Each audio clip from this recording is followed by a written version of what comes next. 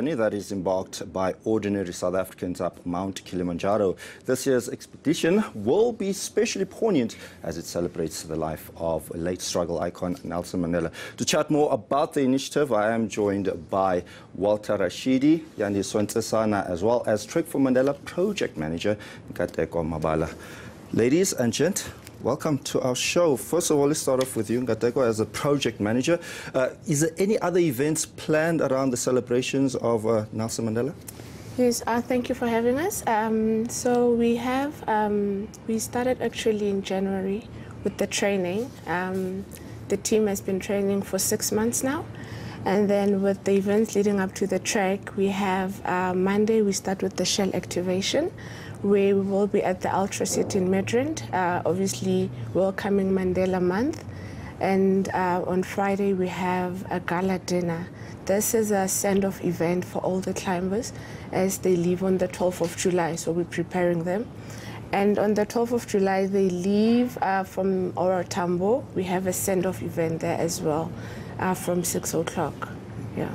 Sounds very exciting. I have to add, folks, that it will be Walter's and Iyandiso's first summit up Mount Kilimanjaro. Let's start off with you, Iyandiso. I'm sure you've been through a lot of rigorous training. Just tell us a bit about your preparations. Good morning, Ronald, and to the viewers at home. So yeah, we've been fortunate in that we've had a very structured training, since the beginning of the year, which included, doing hikes, going to the Drakensberg, training at the Westcliff Stairs. So yeah, I would say we are ready. Each training session, I would say it gave one, confidence that come the day of summiting, we'll be ready. So yeah, we've done a lot of training.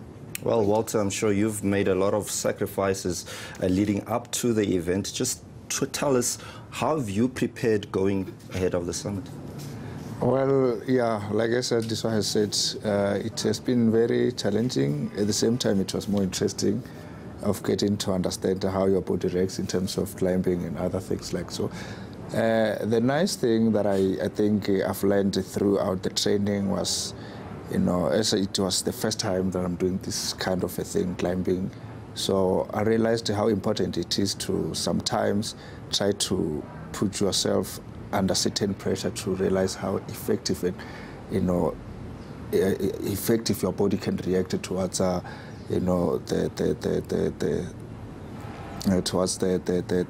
challenges that you're putting yourself under. So of course, going up and descending from the mountain, that was the hardest part of it. Every time when you go up, you go up with that energy. Coming down, it's when then you realize that, I'm tired, I've put myself under severe pressure. But yeah, it was worth it for us to do it, and we are looking forward to Summit Kili. I'm sure it's a grueling 5 days for the climbers. Can anyone participate? Because I'm led to believe that there will be a 10-year-old participating. And how popular is this event?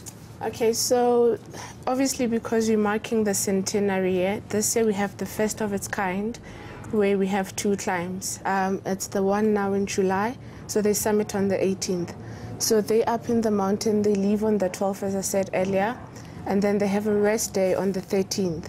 And then they start now hiking from the 14th, and they summit on the 18th. So it's a good 5 days. They descend on the 19th and then back home on the 20th. And then the second one will be now in August, which is obviously in celebration of Women's Month. And as you know, that obviously the course is for a girl child. So we are going to be summiting on the 9th of August. The 10-year-old is Chief Executive of the Nelson Mandela Foundation, Sello Hatang. That is his son. And obviously because Tate Hatang has been in the mountain twice now, so I'm sure the son is confident enough to obviously climb. And the popularity of it is, I can again emphasize on, the climbers that I have today is they know why they're doing it. It's for a cause. We've to date supported 360,000 girls to keep them in school. So it's obviously, we open it to, as long as you know that why you're doing it, so we open it to everyone. Of course, you haven't done the summit yet, so I'll have to speak to the people that are brave enough to take on this grueling journey. Of course, Iyandiso, is there a strategy ahead of this climb, and what is your expectations? For me, Ronald, the strategy is clear. I trust my training. I'm going to go there with a positive mindset, and I'm just going to take one step at a time.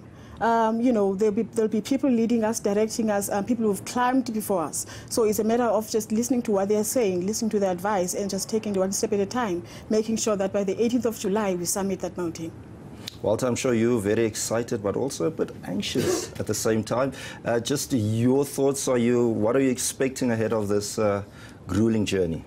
Look, I think, like as Andy has said, it's very important that you listen. There will be guys that will be guiding us all the way till the last day when we summit. So it's not about how strong you are. I think it's also important that when you go up there, you go prepared mentally, physically, and making sure that whatever the guides are telling you, follow it so that you submit with the rest of the team. And we come back celebrating.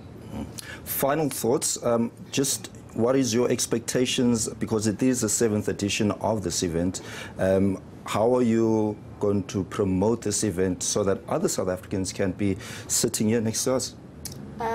Firstly, they can obviously visit our website, which is www.imbumbafoundation.org, and that is where they can get all the information pertaining to the trek. My expectations is obviously to see all the climbers between now and, so our plan is that by year 2019 we have 100 climbers that have been up Kilimanjaro in celebration of Tata's legacy. So I am very positive that all the climbers in this group and the group that I'm busy with now, they will summit, and expecting obviously the best from everyone. Yeah. Final words, Yanisa, how would you advise other South Africans to be a part of this great initiative? For me, I would say this is a great initiative, and I'm really thankful to to organizations like Imbumba Foundation, and also to my employer Shell for for this opportunity. I'd really advise corporates out there and the public to find out about this, and let's do this. Let's do this for the girl child, because it's only us. It's only through these efforts that the girl child will realize their future.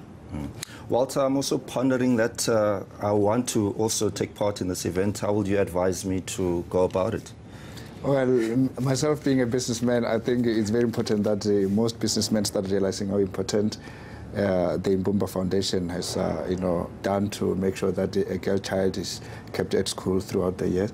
And I'm encouraging all of them to get out of their comfort zone, come out and see what changes they can do to the community. And of course, they are our future leaders. We want them to also grow in a very a different way than the way we have grown up, or the other girls have grown up. Well, ladies and gents, that's all the time we have. Thank you so much indeed for coming through. And to you, Yanisa and Walter, good luck. I'm sure you're very excited, but also anxious at the same time. Good luck.